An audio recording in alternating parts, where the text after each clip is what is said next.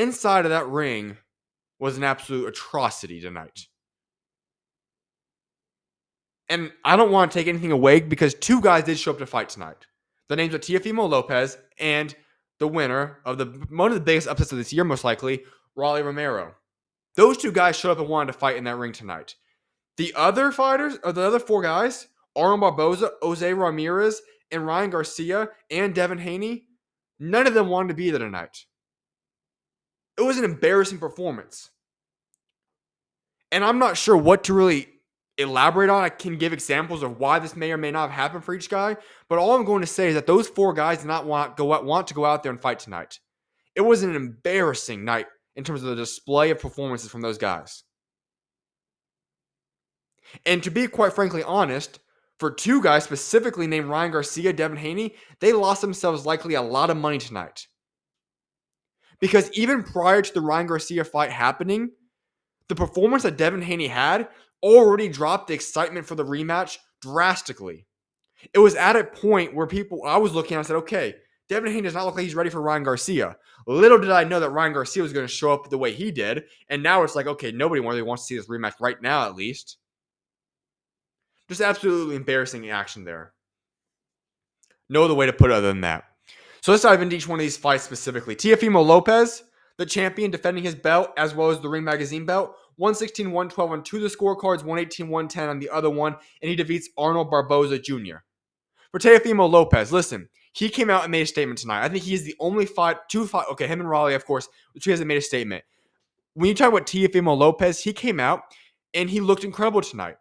It wasn't the most entertaining fight in the world, no, but he had a guy in Arnold Barboza that didn't even want to go out there and fight with him tonight. It was just a beatdown the entire time. Now, I don't want to say beatdown since he hurt him or anything along those lines, but he defeated Barboza, and it was quite easily. It was not a competitive fight. Teofimo Lopez ran circles around him. He had an excellent performance. All credit goes to Teofimo Lopez, who now sets himself up for another big fight in the future. Here's what drives me crazy about Teofimo Lopez, because this was the best performance by Lopez in quite some time. What I will say is that he is a fighter, as we've all learned over time, that does not always live up to the expectations. He tends to fight to the level of his opposition time and time again, which is not a very good thing.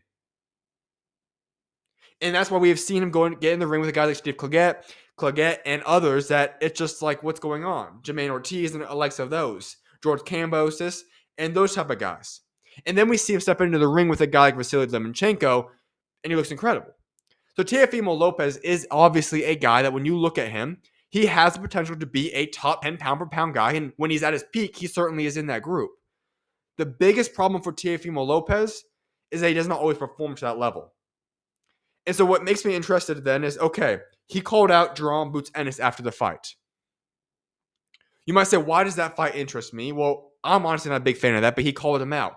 What I will say about that fight is, while I would predict right now, way too early, I would clearly pick Jerome Boots Ennis to get the KO win on Teofimo Lopez. But what I will say is that at the very same time, Teo is a guy that likes to show up and, like I said, fight to the level of his opposition.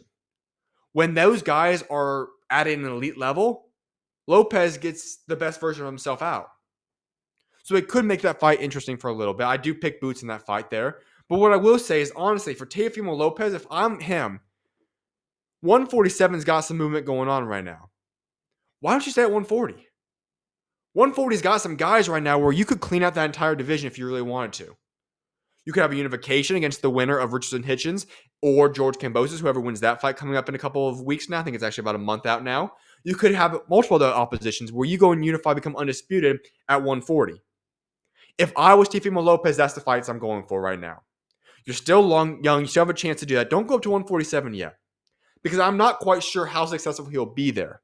When you look at the likes of Jerome Boots Ennis, Brian Norman Jr., obviously, it kind of dims the light now, but you do have Ryan Garcia and Devin Haney there. Connor Ben could potentially be in the mix right there. You have Mario Barrios, who I think he could beat Mario Barrios, but you have him who's fighting Manny Pacquiao. We've talked about that enough times. So on and so forth. But if I'm Teofimo Lopez, I'm sticking around right now at 140, and I'm looking around and saying, you know what? This is a weight class where if I lock in and I'm the best version of myself, there's no reason in the world where I can't become undisputed here. That's what I like to see him do. Now, would I be shocked to see him still go up to 147 and welterweight and go challenge Boots Ennis? Not at all. And could he do that? Of course. He's earned the right. He had a great performance tonight. Is that what I want to see, though? No. I want to see him go at 140, clean up the division, and move up in a year or two, whatever it takes, and then make that transition to 147. I think that makes the most sense for him. But overall, round of applause to Teofimo Lopez. Out of everybody in this card, like I said, 2 guys decided to come out and fight and actually put on a show tonight. He is one of them. Whether he was the most entertaining guy in the world or not, give props to Teofimo Lopez. He took care of business. He had an excellent performance tonight. He looked incredible, and he actually came out and showed out tonight and did his job. Major round of applause and respect to Teofimo Lopez. Let's go to the fight that featured 2 guys that had no desire to be in the ring whatsoever tonight, in Devin Haney and Jose Ramirez. I made a tweet about this at the end of the fight. This might be the first time I've ever seen a guy get a clean sweep, all the fights, all the rounds, and still look atrocious. I don't think I've seen something this pathetic in my life in terms of a fight. When you talk about Devin Haney and Jose Ramirez, he wins the scorecard 119-109 on 2 of them, 118-110 on the other scorecard. And when I look at this right here, Devin Haney was shell-shocked. He didn't know, he was very, very uncomfortable, very, very stiff. It was not good, and especially in the beginning of the fight. Holy cow, that was bad. He loosened up, albeit very, very minorly. He loosened up a little bit as the fight progressed. But still, when we're talking about the ending of that fight and the entirety of that fight, he did not look good. He did not want to take hits. You could tell he was hesitant in the ring. He had a ton of ring rust. Saying he had ring rust is probably an understatement, to be honest with you. That was not a good performance whatsoever from Devin Haney. I was not impressed at all by that. And I think when you look at that, you say, well, he just dominated the scorecards. Rightfully so. That's about the scorecards I had there as well. That's because of the guy he was fighting. I don't know what Jose Ramirez was doing in there. He looked shot, completely shot. That was a horrible performance by him. Where it's at the point where it was such a bad performance where I just wonder, what is he going to do going forward? He's not going to get an opportunity like this for a very, very long time. And it was not inspiring for what he could do in the future as well. Just an embarrassing performance by Jose Ramirez, who allowed Devin Haney to win that fight simply based upon the fact that Devin Haney just did a little bit more than literally nothing, which is what Jose Ramirez did. We're saying that there was, in a 36-minute fight, 110 punches is all that were landed. Let that number sink in there. 36 minutes, 110 punches is all that was landed. You're telling me that basically, I mean, I don't even, just look at the numbers itself. There's too many numbers I've listed here you could possibly break down in terms of that, just how insane that was. We were only seeing a handful of punches landed each round. I mean, just abysmal work. What were we watching in the ring tonight there? So yes, Devin Haney keeps his O. Congratulations. I know he values that O drastically. But that was not impressive whatsoever. And now, because of what I'm going to talk about very shortly in the Ryan Garcia fight, the rematch is over anyways, and I'm saying glad that should be the case. Because that rematch is no longer something that I anticipate, and I was already not anticipating that fight after I witnessed the way Devin Haney fought. Plain and simple. Devin Haney was going to need another fight or two regardless to get ready for Ryan Garcia, and now it's like, okay, wow, both guys just look pathetic tonight. But Devin Haney, where does it go from now? Go from here? He's obviously situating himself at 147. Do I see him getting a big fight? I don't know. I'll be 100% honest with you. I really do not know what's next with Devin Haney because I think he legitimately does need another fight or two until he is ready to go make that jump and compete against the likes of a John Boots Ennis, compete against Brian Norman, any of those guys. He is skilled, and I believe it's still in there, but that ring rust was so evident tonight. Devin Haney has a lot of work to do.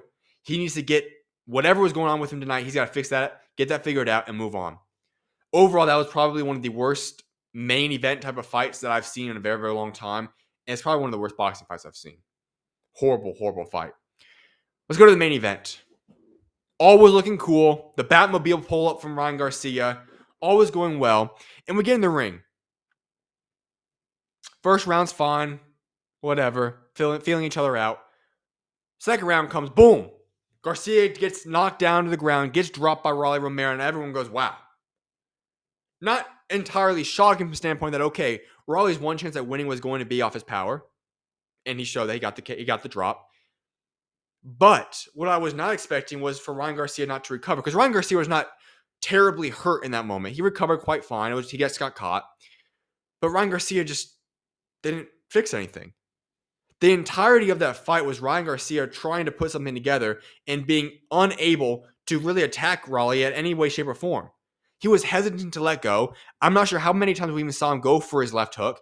He would go after a jab or two and then he'd lay off of it. He wouldn't go put together combinations. He wouldn't really want to pursue anything on Raleigh. Is essentially what Ryan Garcia decided to do, is that after he got knocked down, he gave it a couple more rounds of doing his low jab and stuff like that. And then the second half of the fight was, for the most part, him just being there.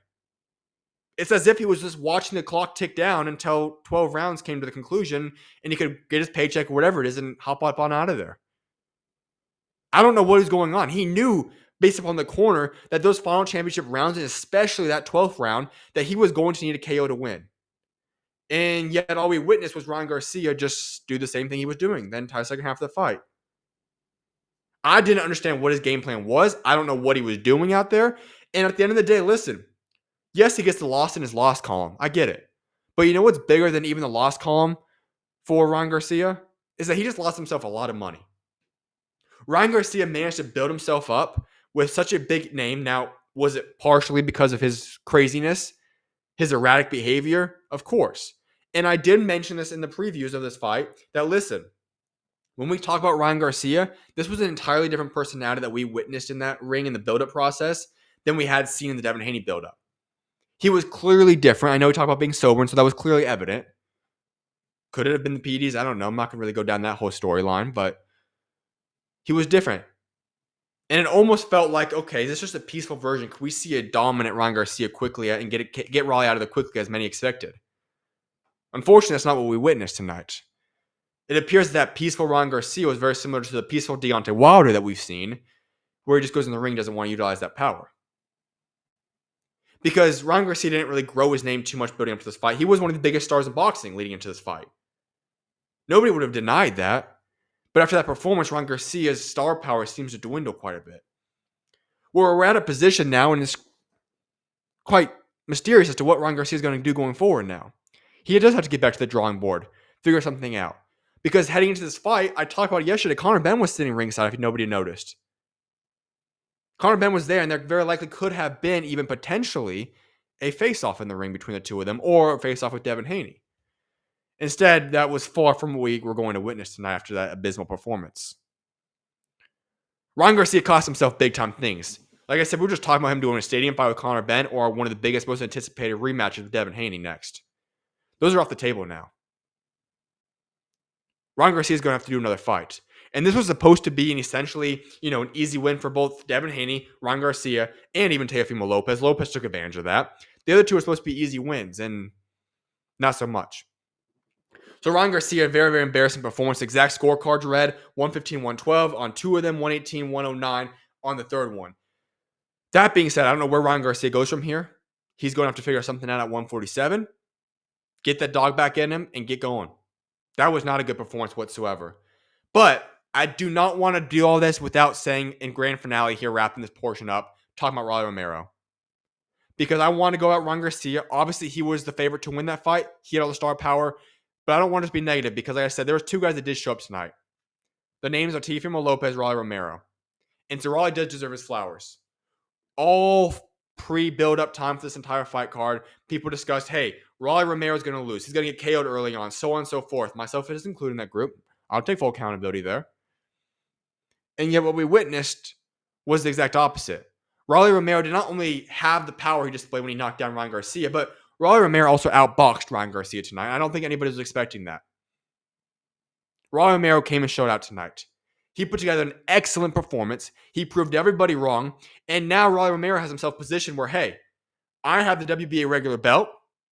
And albeit a crazy situation, Rolando Romero now has positioned himself where potentially he could be in the mix for a world championship now at 147 as well.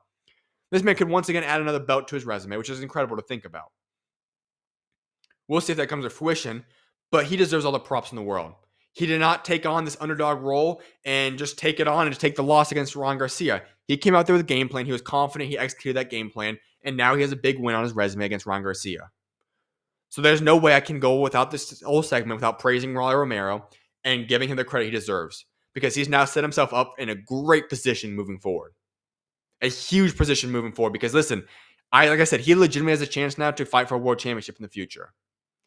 There's no contract involved like there was for Ryan Garcia to have to fight Devin Haney or anything along those lines. Raleigh could easily be the one that goes and fights a guy like Conor Benn. He could go challenge for a world championship, whether that be against a guy like Mario Barrios or someone along those lines. He's put himself in big position for another fight now. So major props to Rolando Romero, because he came out there and he earned that fight tonight.